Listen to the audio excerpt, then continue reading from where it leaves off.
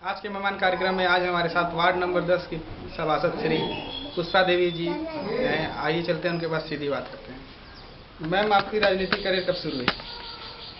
ये मेरी पहली शुरुआत है।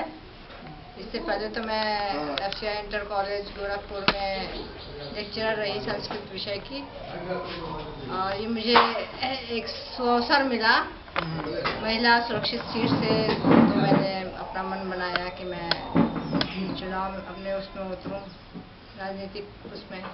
क्योंकि 2003 में मैं रिटायर हो चुकी थी FCI इंटर कॉलेज से, PRS मिल गया था, इसलिए ये मैं इस अवसर के तहत अपना लाभ उठाया मैंने। मैम, आपका राजनीतिक उद्देश्य क्या रहा है अब तक का? जनता की सेवा करना। और? अभी तक किसी संस्था से जुड़ी नहीं थी। ये मुझे ऐसा समय आया कि मैं अपनी जनता की सेवा कर सकूं, लोगों के संपर्क में आऊं, उनकी जन समस्याओं का उसको सुलझाऊं। मैम, आपकी वार्ड की समस्या जो अभी तक जिसका निवारण नहीं हो पाया या जो निवारण हो रहा हो या काम चल रहा हो, बताएंगे?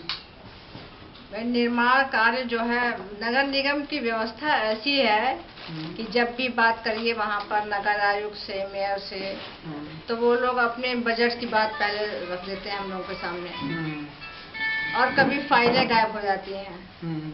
बिजली का जेई जो है अपनी स्विच हमेशा ऑफ रखते हैं। कुछ भी हम अपनी डिमांड करना चाहें कि भाई इतनी सामग्री हमारे वार्ड में आना चाहिए, वो बिजली व्यवस्था एकदम ध्वस्त है, तो वो 2-4 बल्ब के साथ अपना गाड़ी भेज देते हैं।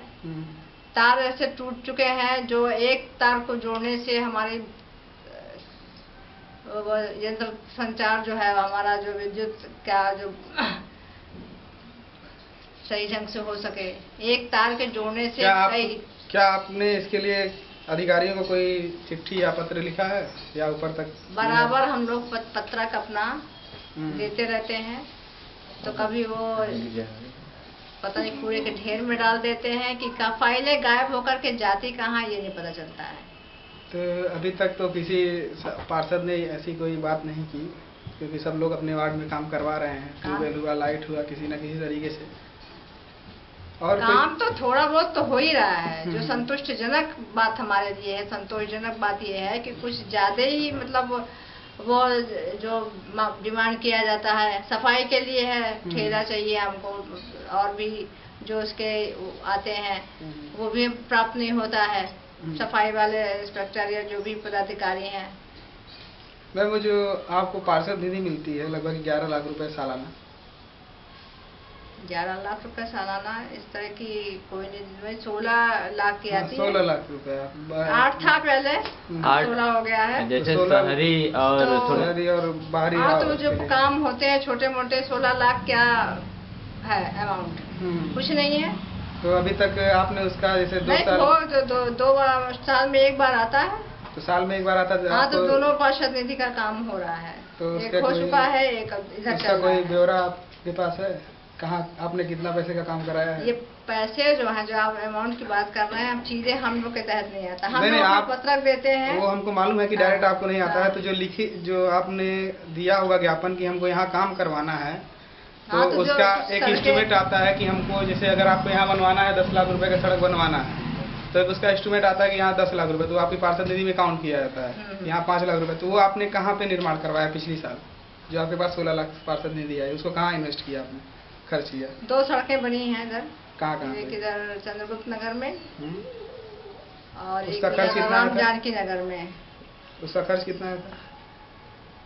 अब इसका खर्च तो 16 लाख है, तो जितना इसका लगा उसको तो यही बता सकता है। नहीं तो आपको इसके हमारा बारे 16 लाख उनमें उसमें इन्वेस्ट हुआ, 16 लाख हमारा जो है उसमें गया चंद्रगुप्त नगर में। और तो चंद्रगुप्त नगर की जो सड़क बनी उसमें कुछ लागत लगे होंगे जिसकी आपको जानकारी होगी। और क्या बताया आपने? चंद्रगुप्त नगर और राम जानकी नगर, ये निर्माण कार्य पिछले वर्ष में हुआ।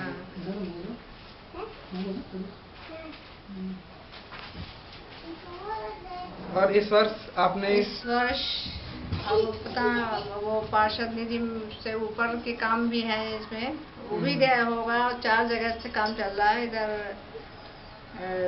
खजांची रोड पर, और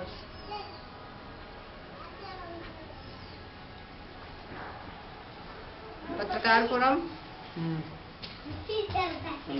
और ये जो मंदबुद्धि वाली रोड है, मंदबुद्धि, हाँ,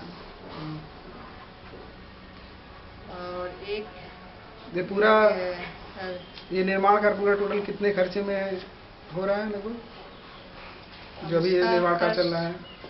एक एस्टिमेट होगा कि इतना खर्चा इसमें लगना चाहिए। एस्टिमेट तो हम लोगों को दिखाते ही नहीं, जेई लोग अपना बना करके वहीं से हो जाता है टेंडर, अपना काम शुरुआत हो जाती है। बिना टेंडर, बिना अमाउंट के पता ही कैसे चलेगा कि आपको इतने का काम करवाना है, आपने इतने का काम करवाया? जनता को आप कैसे बताएंगे कि हमने इतने का काम यहाँ पे करवाया है? तो बिना आपके वो टेंडर कैसे हो जाता है? बिना आप जब आप टेंडर देंगे कि हमको इतने लाख का काम करवाना है इधर, तभी ना यही बात करेगा कि यहाँ इतने लाख का काम होने लायक है कि नहीं। टेंडर तो होता ही है, बिना टेंडर वही के हो जाए। वही हम पूछ रहे हैं कि कितने का टेंडर आपने दिया है, कि जो जैसे दिया होगा ना कितने इतने काम को काम करवाना है यहाँ पे और यहाँ पे। अच्छा, हमको इस रोड पे इतने का काम कराना है, इस रोड पे इतने का काम करवाना है, तो उसी हिसाब से इसके बारे में पूछताछ की जाती है। हाँ ठीक है, यहाँ पे इतने काम बताइए मैं कितना का टेंडर पड़ा है?